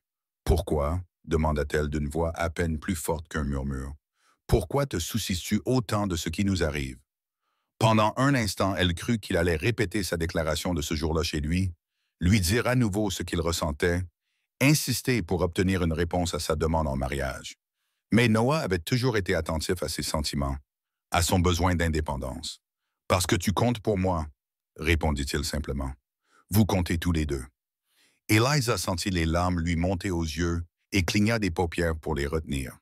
Ses émotions liées à la grossesse devenaient vraiment pénibles. « Je ne sais pas quoi dire, Noah. Dis que tu vas y réfléchir, » répondit-il. « C'est tout ce que je te demande. » C'était de la même chose qu'il lui avait demandé concernant sa demande en mariage, et Eliza se surprit à acquiescer. « J'y réfléchirai, » promit-elle, même si en vérité, elle n'avait pensé qu'à cela depuis des semaines. Ils reprirent leur marche et Noah changea habilement de sujet pour aborder des sujets plus légers. Le nouvel étalon qu'il dressait, le festival d'automne que la ville prévoyait d'organiser à la fin du mois, l'avancement des travaux de sa cabane. Lorsqu'ils arrivèrent à la pension, Eliza avait retrouvé le sourire. « Je te verrai demain ?» demanda-t-elle alors qu'ils s'arrêtaient au bas des marches du porche. « En fait, je serai absent pendant quelques jours, » répondit Noah d'un air désolé. « J'ai un client qui vient de Californie et qui veut voir des chevaux. Je devrais être de retour à la fin de la semaine. » Eliza fut surprise par la déception qu'elle ressentit. Les visites quotidiennes de Noah étaient devenues une telle habitude dans sa vie que l'idée de passer plusieurs jours sans elle la laissait étrangement désemparée. « Oh, » dit-elle, essayant de cacher sa réaction. « Eh bien, bonne chance avec votre client. J'espère que tout se passera bien. » Noah scruta son visage, un petit sourire se dessinant au coin de ses lèvres. « Je vais vous manquer, Eliza Ashford? » Cette question taquine la prit au dépourvu, et elle se surprit à répondre honnêtement. « Oui, je crois que tu me manqueras. » Son sourire s'élargit, illuminant ses yeux. « Tant mieux, parce que tu me manqueras certainement. » Cette simple confession la réchauffa tout entière. « Fais attention pendant ton voyage, dit-elle. et vienne me voir dès ton retour. Dès que possible, promit-il. Il y eut un moment, bref mais chargé d'émotions tacites, où Eliza crut qu'il allait se pencher pour l'embrasser. Une partie d'elle l'espérait, tandis qu'une autre partie était soulagée lorsqu'il se contenta de soulever son chapeau. « Prendre soin de toi et du petit », dit-il en désignant son ventre d'un signe de tête. « Nous le ferons », lui assura-t-elle. Alors que Noah s'éloignait, Eliza se surprit à le regarder jusqu'à ce qu'il disparaisse au coin de la rue, un étrange vide s'installant dans sa poitrine à son départ. C'est alors que la prise de conscience la frappa avec la force d'un coup physique. Elle était amoureuse de Noah Harrington. Cette prise de conscience ne fut pas un éclair de lucidité, mais plutôt la simple reconnaissance de ce qui avait grandi entre eux depuis des semaines. Au fil de leurs conversations, de leurs lectures communes, de leurs promenades en ville, de leur respect et de leur compréhension mutuelle, Eliza était tombée amoureuse du cow-boy discret qui l'avait sauvée ce jour-là à la gare. La question était maintenant de savoir ce qu'elle allait faire à ce sujet. L'absence de Noah se prolongeait plus que prévu. Ce qui devait être quelques jours s'était transformé en une semaine, puis en presque 2. Eliza essayait de ne pas s'inquiéter, se disant que les affaires prenaient souvent plus de temps que prévu, surtout lorsqu'il s'agissait de chevaux et de clients exigeants. Pourtant, elle se surprenait chaque jour à regarder la rue depuis le porche, dans l'espoir d'apercevoir sa grande silhouette s'approcher. Martha remarqua sa distraction, mais ne dit rien, se contentant de lui tapoter l'épaule de temps en temps en signe de sympathie. Même le Dr. Peterson, lors de sa visite hebdomadaire, remarqua qu'Eliza semblait un peu mélancolique, mais il attribua cela au stade avancé de sa grossesse. C'est le 11e jour de l'absence de Noah, alors que le mois d'octobre laissait place à novembre, qu'Eliza ressentit les premières douleurs. Elles commencèrent par une douleur sourde dans le bas du dos qui allait et venait tout au long de la matinée. Dans l'après-midi, elles s'intensifièrent et commencèrent à irradier vers son abdomen. Ayant lu suffisamment sur l'accouchement pour en reconnaître les signes, Eliza informa calmement Martha qu'elle pensait que le bébé allait arriver. La réaction de Martha fut immédiate et efficace. Elle envoya le garçon, qui aidait à la pension, chercher le Dr. Peterson, fit mettre de l'eau à bouillir et aida Eliza à se mettre au lit. Lorsque le médecin est arrivé, les douleurs étaient régulières, mais encore espacées. Les premiers bébés prennent souvent leur temps, l'a rassuré le Dr. Peterson après l'avoir examiné. Cela peut prendre des heures, voire une journée. Essayez de vous reposer entre les douleurs si vous le pouvez. Plus facile à dire qu'à faire, a constaté Eliza. Au fil des heures, le soir a laissé place à la nuit et les contractions sont devenues plus fortes et plus rapprochées. Martha resta à ses côtés tout au long de l'épreuve, lui essuyant le front avec un linge frais, l'aidant à marcher dans la pièce lorsque la position assise devenait trop inconfortable, lui offrant des gorgées d'eau et des mots d'encouragement. « Tu t'en sors très bien, ma fille », dit la femme plus âgée, alors qu'Eliza lui serrait la main pendant une contraction particulièrement forte. « Tu es très forte. » À travers le brouillard de la douleur, Eliza se surprit à souhaiter la présence de Noah. Non pas qu'il aurait pu être dans la salle d'accouchement, ce qui aurait été scandaleusement inconvenant, mais le simple fait de savoir qu'il était à proximité lui aurait apporté du réconfort. Elle s'était habituée à sa force constante, à sa confiance tranquille, qui avait le don de rendre les difficultés plus faciles à surmonter. À l'aube, Eliza était épuisée. Sa chemise de nuit trempée de sueur malgré les efforts de Martha pour la maintenir à l'aise. Le Dr. Peterson, qui somnolait dans un fauteuil près du feu, l'examina à nouveau et annonça que le moment était proche. « La tête du bébé est engagée, » lui dit-il. « Quand je vous dirai de pousser, je veux que vous poussiez de toutes vos forces. Vous comprenez? » Eliza acquiesça, trop fatiguée pour parler. La contraction suivante la frappa avec une force à couper le souffle, et elle poussa comme on le lui avait demandé, poussant un cri de douleur malgré tous ses efforts pour rester stoïque. « C'est ça, bravo, docteur. » Peterson l'encouragea à nouveau pour la contraction suivante. Le temps perdit tout son sens alors qu'Eliza se concentrait entièrement sur la tâche écrasante qui l'attendait. Pousser, respirer, pousser encore. Martha lui tenait la main, lui essuyait le front et lui murmurait des mots d'encouragement. La voix calme du Dr. Peterson la guidait. Puis, après ce qui lui sembla une éternité d'effort, la pression se relâcha soudainement et un cri aigu et indigné retentit, le plus beau son qu'Eliza ait jamais entendu. C'est un garçon, annonça le Dr. Peterson en brandissant un nourrisson qui gigotait, le visage rouge. Un beau garçon en bonne santé. Des larmes coulaient sur le visage d'Eliza tandis que le médecin plaçait le nouveau-né emmailloté dans ses bras. Malgré son épuisement, une vague d'amour comme elle n'en avait jamais ressenti l'envahit lorsqu'elle regarda le petit visage de son fils. « Bonjour, mon petit, » murmura-t-elle en touchant sa joue du bout du doigt. « Je suis ta mère. » Les yeux du bébé, flous et bleu foncé comme ceux de tous les nouveau-nés, semblaient la regarder, et ses pleurs se transformèrent en doux gémissements. Il avait une touffe de cheveux foncés, encore humides de la naissance, et un petit menton déterminé qui rappela à Eliza, avec une pointe de tristesse, celui de William. Mais il n'y avait pas de place pour l'amertume ou le regret dans ce moment de pure merveille. « Il est magnifique, Eliza, » dit Martha, sa voix habituellement bourrue adoucie par l'émotion. « Comment vas-tu l'appeler? » Eliza y avait longuement réfléchi pendant les longs mois de sa grossesse.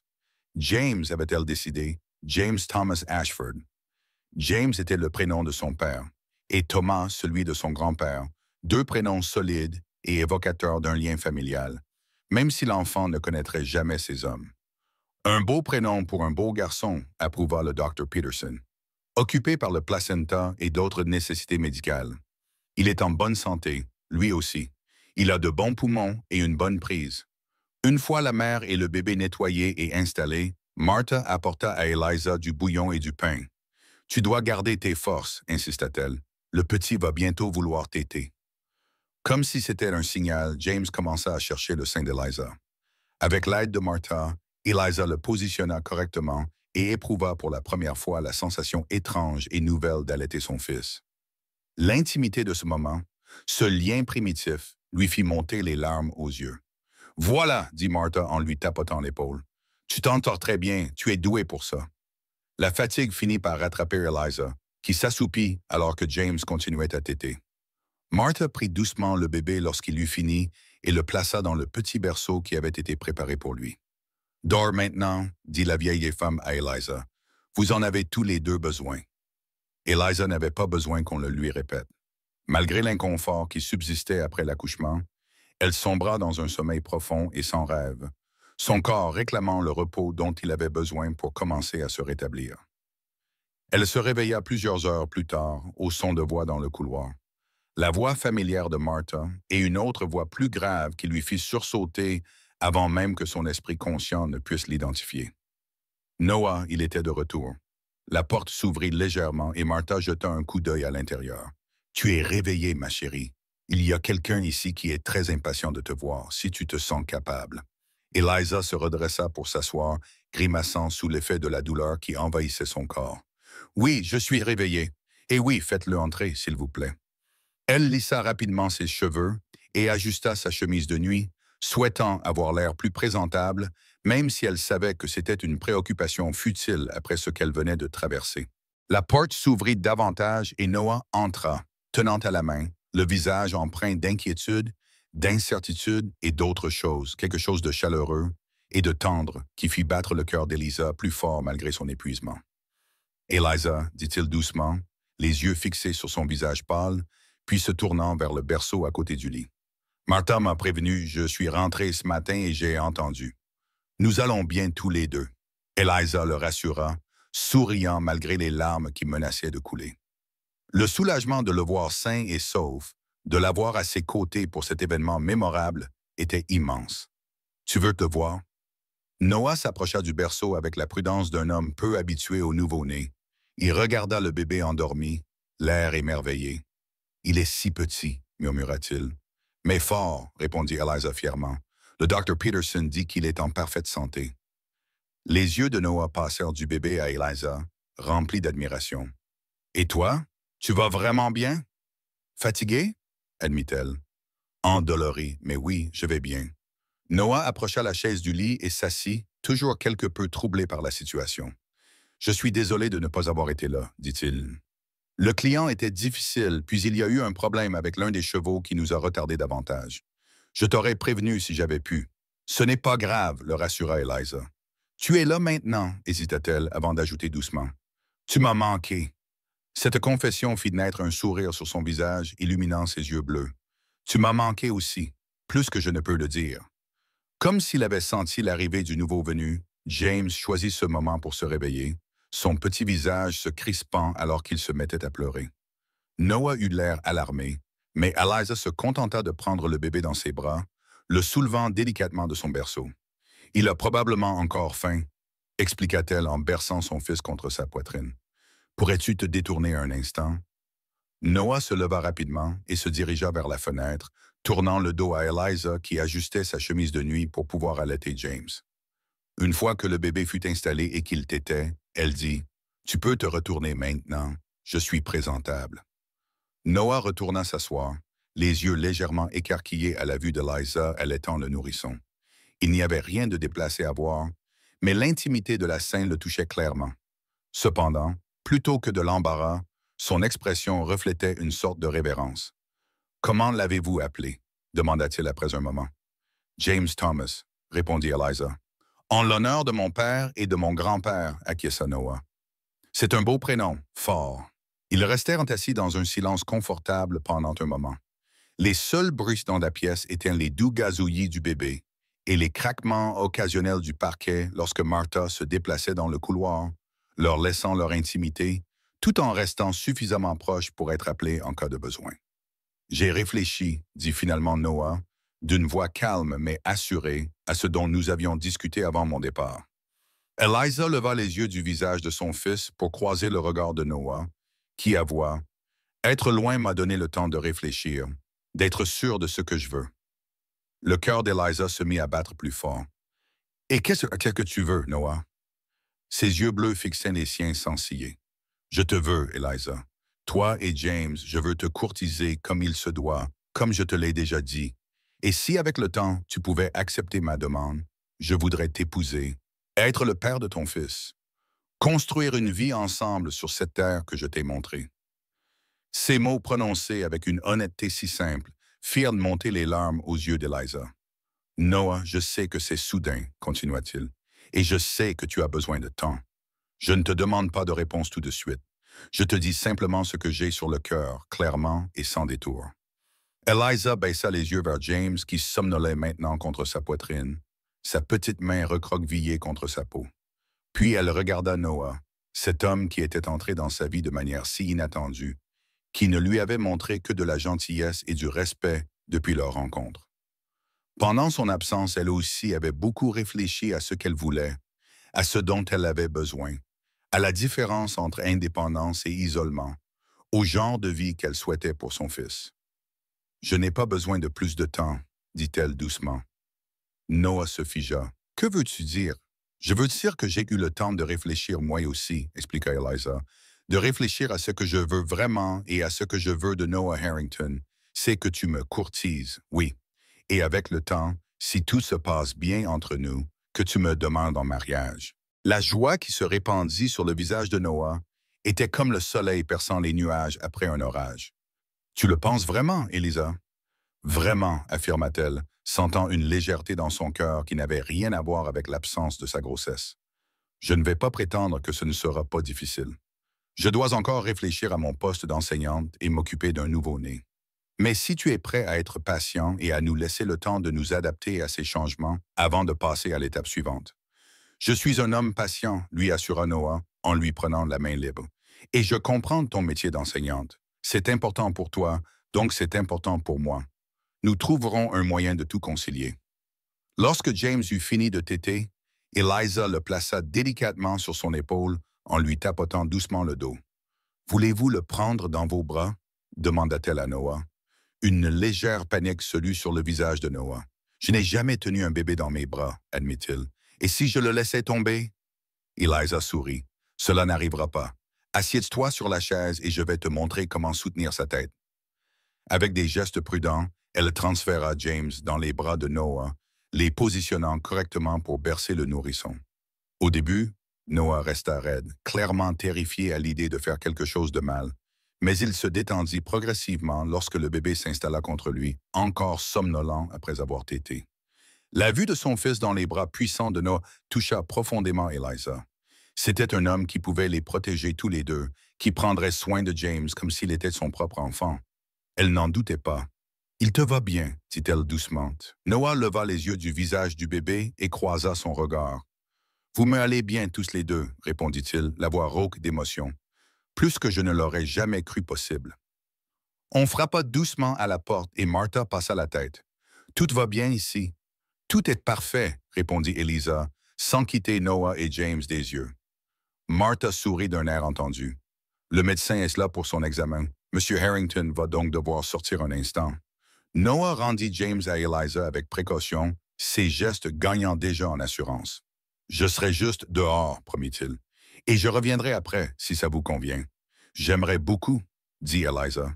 Alors que Noah s'en allait pour laisser la place au médecin, Eliza serra son fils contre elle, émerveillée par le changement radical que sa vie avait connu en seulement quelques mois.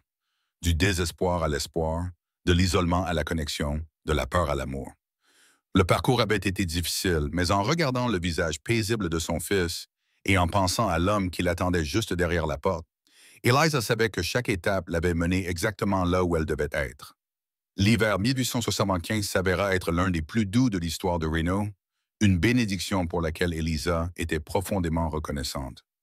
S'occuper d'un nouveau-né était déjà assez difficile sans avoir à affronter des conditions météorologiques difficiles.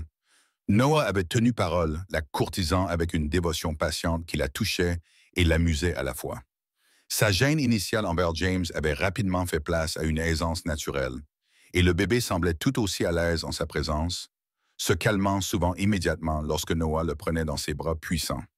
À Noël, Noah passait la plupart de son temps libre à la pension, aidant à s'occuper de James, lisant à haute voix à Eliza lorsqu'elle était trop fatiguée pour tenir un livre elle-même, ou simplement s'asseyant avec elle dans un silence complice. Martha observait leur complicité grandissante avec approbation, laissant parfois entendre que la chambre à l'étage occupée par Eliza et James risquait de devenir trop exiguë. « Ce garçon est prêt à faire de toi une femme honnête d'un jour à l'autre, » dit-elle à Eliza un soir, alors qu'elles faisaient la vaisselle ensemble. James dormait paisiblement dans son berceau à proximité. « Il attend juste le bon moment, je suppose. » Eliza sentit qu'elle rougissait. « Nous ne nous connaissons que depuis quelques mois, Martha. Il n'y a pas d'urgence. » La femme plus âgée ricana. « À mon âge, ma chère, il y a toujours urgence. La vie est trop courte pour perdre du temps quand on sait ce qu'on veut. » Il se trouva que Noah choisit le réveillon du Nouvel An pour faire sa demande officielle. Il avait emmené Eliza et James sur son terrain, désormais officiellement sa propriété, pour lui montrer les progrès qu'il avait réalisés dans la construction de la cabane. Malgré la saison hivernale, il avait réussi à réparer le toit d'un des murs et avait déblayé la zone autour du bâtiment en prévision des travaux de construction au printemps. « Ce n'est pas encore grand-chose à voir, admit-il alors qu'il se tenait dans ce qui allait devenir la pièce principale, mais d'ici l'été, ce sera une vraie maison. »« C'est merveilleux, Noah, » lui assura Eliza en berçant doucement James qui s'agitait dans l'air froid. « Je vois déjà ce que ça va devenir. » Noah se tourna alors vers elle, l'air sérieux.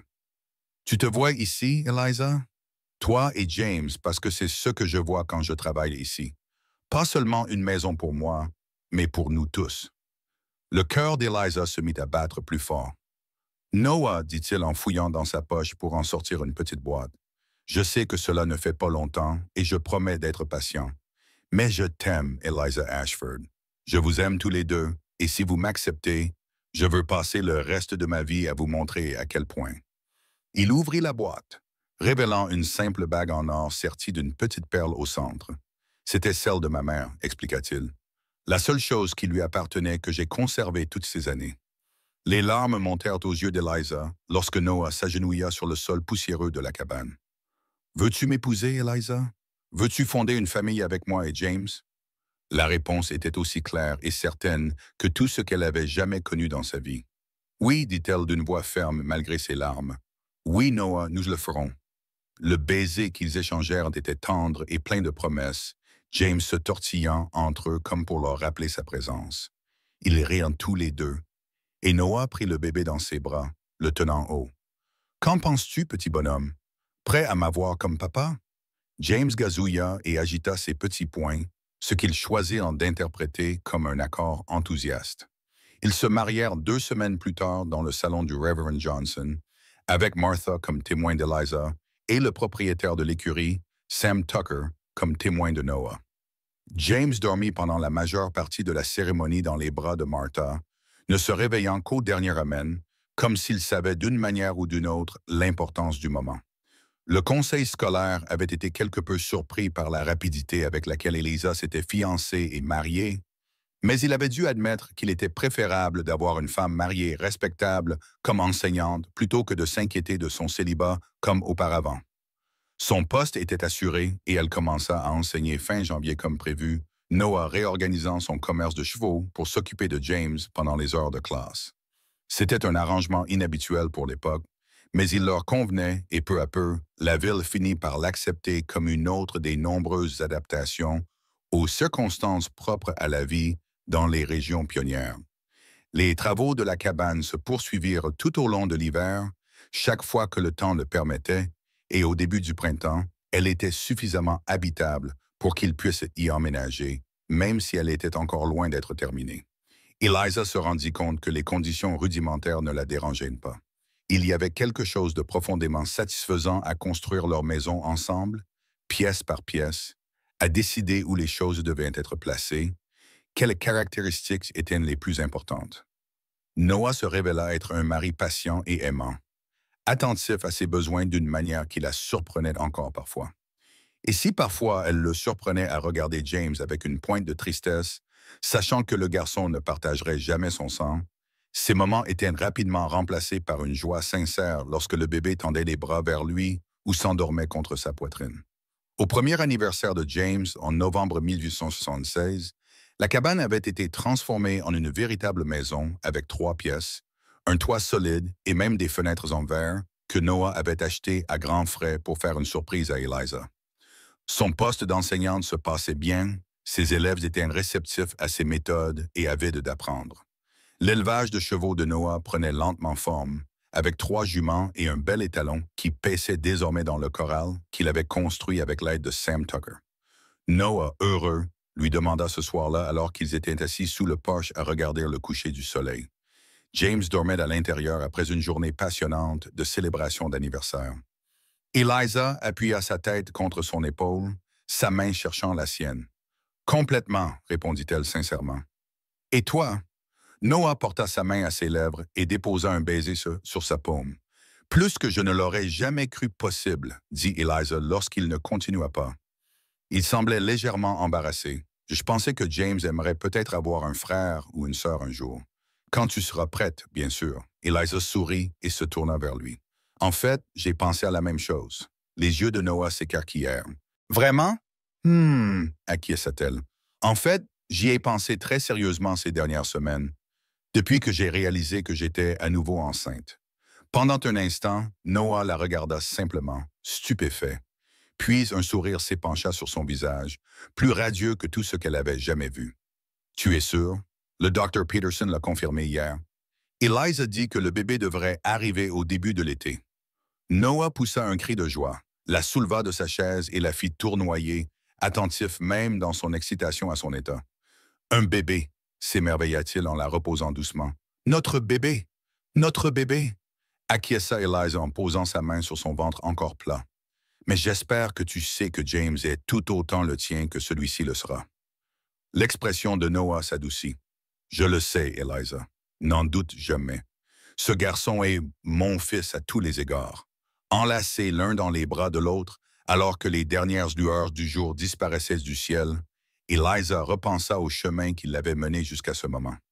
De la femme enceinte désespérée qui s'était effondrée à la gare de Reno, à la femme comblée, mère et enseignante qu'elle était désormais, la transformation semblait presque miraculeuse. Pourtant, elle s'était produite petit à petit, chaque choix et chaque opportunité menant au suivant. « À quoi penses-tu? » demanda Noah, son souffle chaud caressant ses cheveux. « Au destin, » répondit Eliza, « et au fait que parfois, les pires moments de notre vie peuvent nous mener au meilleur si nous sommes assez courageux pour continuer à avancer. » Noah la serra plus fort dans ses bras. « Je remercie Dieu chaque jour de t'avoir amené à Reno, Eliza, même si cela t'a fallu t'évanouir à mes pieds pour attirer mon attention. » Eliza rit et se tourna vers lui dans ses bras. « Et je remercie Dieu pour ce cow-boy têtu qui était déterminé à aider une femme qu'il ne connaissait même pas, C'est la meilleure décision que j'ai jamais prise, dit Noah, ses yeux bleus remplis d'amour, alors qu'il se penchait pour l'embrasser. Alors que les étoiles commençaient à apparaître dans le vaste ciel du Nevada, Eliza Harrington rendit le baiser de son mari, reconnaissante au-delà des mots pour la vie qu'ils avaient construite ensemble, une vie qui avait commencé par un moment de faiblesse, mais qui s'était transformée en une force qui les soutiendrait pendant toutes les années à venir. 5 ans plus tard, à l'été 1881, la propriété des Harrington s'était agrandie presque autant que la famille qui l'occupait. La cabane d'origine avait été agrandie pour devenir une véritable maison, avec 4 chambres, une grande cuisine et un salon confortable, rempli des livres que Noah et Eliza chérissaient tant. L'élevage de chevaux avait prospéré grâce à la réputation de Noah, dont la qualité des animaux s'était répandue dans tout le Nevada et jusqu'en Californie. Eliza continuait à enseigner à l'école de Reno, mais seulement 3 jours par semaine, ce qui lui permettait de passer plus de temps avec leurs enfants.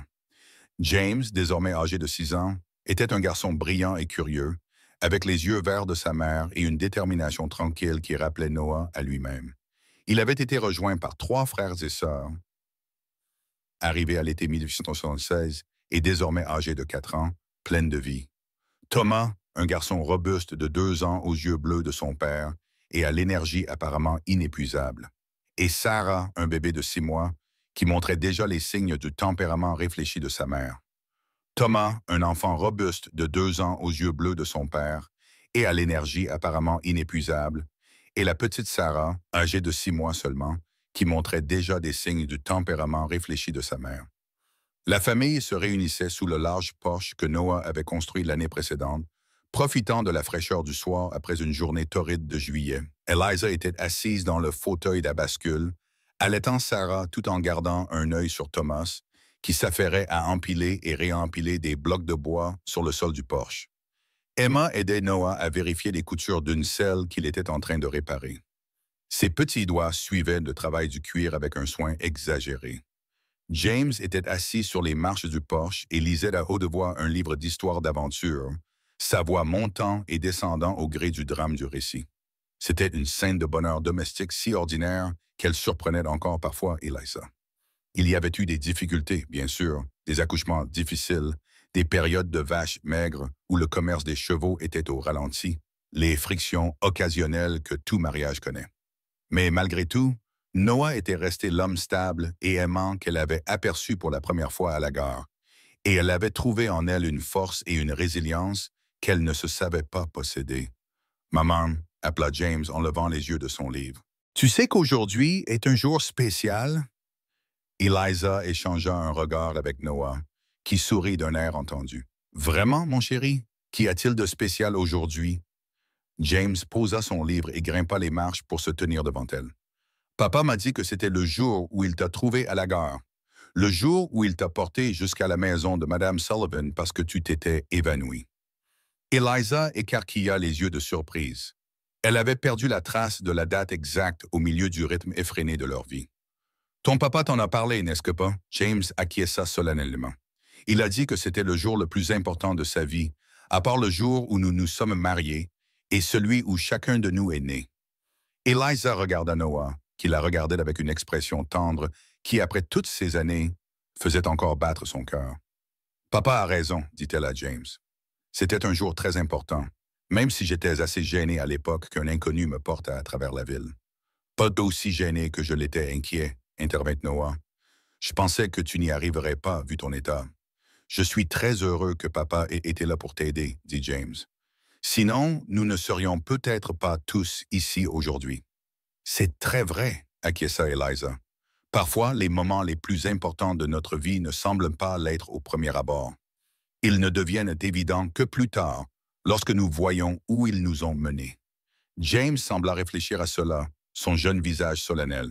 « Comme quand tu avais peur en arrivant à Reno, mais maintenant tu es heureuse. » Eliza s'émerveilla de la perspicacité de son fils. « C'est exactement ça, mon chéri.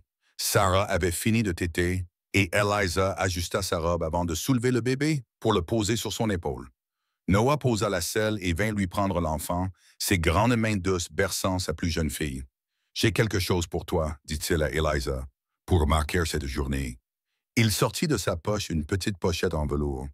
Les enfants m'ont aidé à le choisir, ajouta-t-il, tandis qu'Emma acquiesçait avec enthousiasme.